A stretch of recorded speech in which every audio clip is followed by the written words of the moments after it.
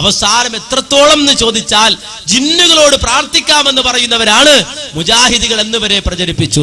ജിന്നുകളോട് പ്രാർത്ഥിക്കാമെന്ന് പറയുന്നവരാണ് എന്നുവരെ പ്രചരിപ്പിച്ചു. എന്നാൽ മാന്യ സഹോദരങ്ങളെ, വളരെ വ്യക്തമായി തന്നെ മുജാഹിദ് പ്രസ്ഥാനം അതിന് മറുപടി പറഞ്ഞു. വ്യക്തമായി തന്നെ മറുപടി പറഞ്ഞു കൊടുത്തു. നിങ്ങൾ മനസ്സിലാക്കേണ്ടതുണ്ട്, അത്രയും വ്യക്തമായി മറുപടി പറഞ്ഞു കാര്യങ്ങൾ വിശദീകരിച്ച് വീണ്ടും വീണ്ടും വീണ്ടും അൽ-ഇസ്ലാഹിൽ വന്ന ലേഖനമടക്കം എടുത്തിട്ട് അൽ-ഇസ്ലാഹിൽ വന്ന ഒരു ലേഖനത്തെ ദുർവ്യാഖ്യാനിച്ചുകൊണ്ട് ഇവർ നാട് നീളെ പറഞ്ഞു നടന്നു, ഇവർ ജിന്നിനോട് പ്രാർത്ഥിക്കാമെന്ന് പറയുന്നവരാണ്. എന്നാൽ പിന്നെ ഇസ്ലാഹിൽ വന്ന ആ ലേഖനം എടുത്തുകൊണ്ട് ദുർവ്യാഖ്യാനിച്ചുവെങ്കിൽ ഇസ്ലാഹ് തന്നെ അതിന് മറുപടി പറഞ്ഞു കൊടുത്തു.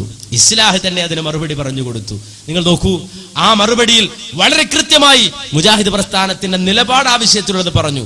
ചോദ്യത്തിന്റെ തുടക്കത്തിൽ ഇസ്ലാഹി പ്രസ്ഥാനത്തെ കുറിച്ച് ചോദ്യകർത്താവ് പറഞ്ഞ പ്രകാരം പ്രാർത്ഥന അള്ളാഹുവോട് മാത്രം എന്ന തത്വമാണ് അന്നും ഇന്നും എന്നും ഇസ്ലാഹി പ്രസ്ഥാനം പ്രദാനം ചെയ്യുന്നത്. അതിൽ യാതൊരുവിധ മാറ്റവുമില്ല. ഇസ്ലാഹിൽ ഏപ്രിൽ 2007 വന്നൊരു ലേഖനത്തെ അതിൽ അടിസ്ഥാനമാക്കിക്കൊണ്ട് ഷമീർ കുറ്റിപ്പുറം എന്നൊരാൾ ചോദ്യം ചോദിക്കുമ്പോ അതിന് വളരെ വ്യക്തമായ മറുപടി പറഞ്ഞു. എന്താ മറുപടി?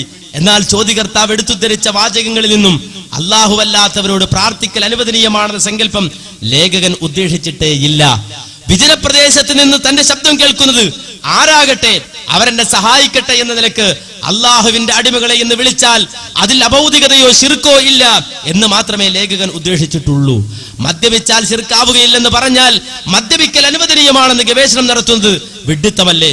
നമ്മുടെ ജീവിതത്തിലെ ഒരു സാഹചര്യത്തിലും ജിന്നിനോട് സഹായം തേടാൻ ഖുർആനിലും ഹദീസിലും തെളിവില്ല. ഇത്തരം ദുഷ്പ്രചരണങ്ങളെ കരുതിയിരിക്കുക. ഈ ഇസ്ലാഹിൽ വന്നൊരു ലേഖനം അടർത്തിയെടുത്തിട്ട് ജിന്നിനോട് സഹായം തേടാമെന്ന് മുജാഹിദുകൾക്ക് വാദമുണ്ട് എന്ന് ഇവർ പ്രചരിപ്പിച്ചപ്പോൾ വളരെ വ്യക്തമായി ഇസ്ലാഹ് മറുപടി പറഞ്ഞു, ഇല്ല, നമ്മുടെ ജീവിതത്തിലെ ഒരു സാഹചര്യത്തിലും ജിന്നിനോട് സഹായം തേടാൻ ഖുർആനിലും ഹദീസിലും തെളിവില്ല. ഇത്തരം ദുഷ്പ്രചരണങ്ങളെ കരുതിയിരിക്കണമെന്ന് 2008 ജനുവരിയിൽ കൃത്യമായി പറഞ്ഞിട്ടും 2009 ഇപ്പോൾ 2010 അടക്കം പച്ചക്കള്ള മുജാഹിദ് പ്രസ്ഥാനത്തിന്റെ പേരിൽ ഇവർ വലിച്ചു നീട്ടിക്കൊണ്ട് നടന്നു. ദുർപ്രചരണം നടത്തി, കള്ളപ്രചരണം നടത്തി.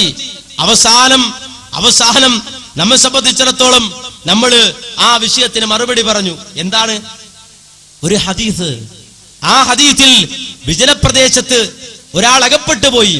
അയാൾ വഴിയറിയാതെ വിഷമിക്കുന്ന ഘട്ടത്തിൽ യാ ഇബാദല്ലാ അഈനൂനി എന്ന് പറയാൻ നിർദ്ദേശിച്ച ഹദീസ്. ആ ഹദീസ് ഇസ്ലാമിന്റെ അടിസ്ഥാന തത്വമായ അള്ളാഹുവിനോട് മാത്രം പ്രാർത്ഥിക്കണമെന്ന തത്വത്തെ എതിർക്കുവാൻ വേണ്ടി ഈ തൗഹീദി രംഗത്ത് എക്കാലഘട്ടത്തിലും ശത്രുക്കളായി നിലകൊണ്ട യാഥാസ്ഥിക വിഭാഗം അവരുടെ വിദണ്ഡവാദങ്ങൾക്ക് തെളിവായി ഉദ്ധരിച്ചപ്പോൾ മുജാഹിദ് പ്രസ്ഥാനം അതിന് വളരെ വ്യക്തമായ മറുപടി പറഞ്ഞു കൊടുത്തിട്ടുണ്ട്. ഇന്നലെയല്ല, മുജാഹിദ് പ്രസ്ഥാനത്തിന്റെ തുടക്കം മുതൽ ഇന്നുവരെ കൃത്യമായി ആവർത്തിച്ച് മറുപടി പറയുന്ന കാര്യമാണ്. ആ മറുപടി മുജാഹിദ് പ്രസ്ഥാനത്തിന്റെ ശക്തമായ തൂലികയായി നിലകൊള്ളുന്ന ഇസ്ലാഹ്.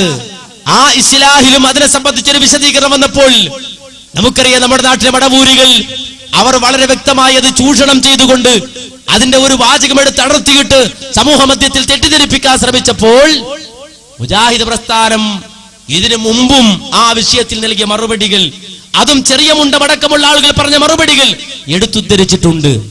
ഈ വിഷയത്തിൽ തന്നെ നമുക്കറിയാം, ഇതിനു മുമ്പ് ഒരുപാട് സീഡികൾ ഇറങ്ങുകയും ആ സീഡികളിൽ വളരെ വ്യക്തമായി വിശദീകരിക്കുകയും ചെയ്ത വിഷയമാണ്. അതിൽ ചെറിയ മുണ്ടം അബ്ദുൽ ഹമീദ് മദനി എന്ന് പറയുന്ന ഇപ്പോഴും മടവൂർ വിഭാഗത്തിന്റെ ശബാബ്, ആ ശബാബിന്റെ പത്രാധിപരായ ചെറിയ മുണ്ടം അബ്ദുൽ ഹമീദ് മദനി അടക്കം എഴുതിയെന്ത് ആ ഹദീസിനെ വിശദീകരിച്ച്.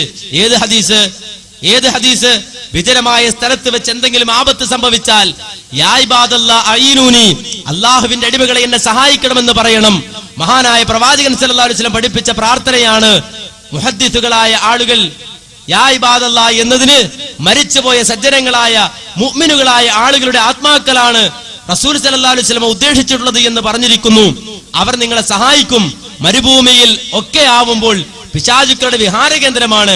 അവരുടെ ജിന്നുകളിൽപ്പെട്ട നല്ല വിഭാഗം ഉണ്ടാകും. അവരെയാണ് വിളിക്കുന്നത്. അവർ സഹായത്തിനെത്തും. ആ നിലക്ക് അള്ളാഹുവിന്റെ അടിമകളെ വിളിച്ചുകൊണ്ട് പ്രാർത്ഥിക്കണമെന്നാണ് ജിന്ന് സത്യവും മിഥ്യയും എന്ന മുസ്ലിയാരുടെ പ്രസംഗത്തിൽ നിന്ന് ഈ ഹദീസിനെ സംബന്ധിച്ച് എന്താണ് അഭിപ്രായമെന്ന് ചെറിയ മുണ്ടത്തോട് ചോദ്യമാണ്.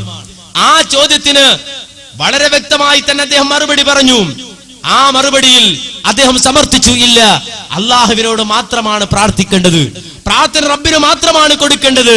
എന്നിട്ട് അദ്ദേഹം പറഞ്ഞു, ജിന്നുകൾ അള്ളാഹുവിന്റെ അടിമകളാണ്, അവരുടെ അസ്തിത്വത്തെയോ കഴിവുകളെയോ സംബന്ധിച്ച് വിശദവിവരങ്ങൾ ഖുർആനിലോ പ്രാമാണികമായ ഹദീസിലോ ഇല്ല. സുലൈമാൻ നബി അലൈഹിസ്സലാത്തു വസ്സലാം ജിന്നുകളെ കൊണ്ട് ജോലി ചെയ്യിപ്പിച്ചിരുന്നു, അവരോട് പല കാര്യങ്ങളും ആവശ്യപ്പെട്ടിരുന്നു. എന്നാൽ ജിന്നുകളോട് പ്രാർത്ഥിച്ചുവെന്ന് ഖുർആനിലോ ഹദീസിലോ പറഞ്ഞിട്ടില്ല.